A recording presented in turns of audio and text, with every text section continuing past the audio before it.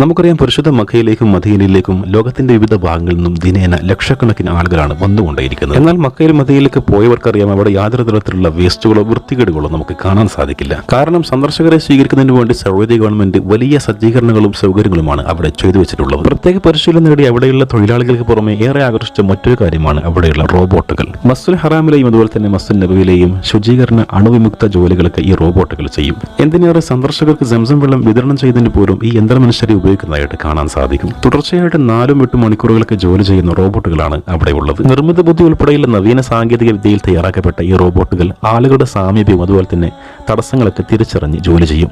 ഏകദേശം 300 കിലോ ആണ് റോബോട്ടിന്റെ ഭാരം. 68 ലിറ്റർ ജലം വരെ റോബോട്ടിൽ സൂക്ഷിക്കാൻ സാധിക്കും. മണിക്കൂറിൽ 2045 ചതുരശ്ര മീറ്റർ സ്ഥലവും ശുചീകരിച്ച് അണുമുക്തമാക്കുകയും ചെയ്യും. ഇതുപോലുള്ള വ്യത്യസ്തമായ വീഡിയോകൾക്ക് വേണ്ടി നമ്മുടെ ചാനൽ സബ്സ്ക്രൈബ് ചെയ്ത് ബെല്ലൈക്കൺ ഇനേബിൾ ചെയ്യാൻ മറക്കരുതെന്ന് പ്രത്യേകം ഓർമ്മപ്പെടുത്തുന്നു.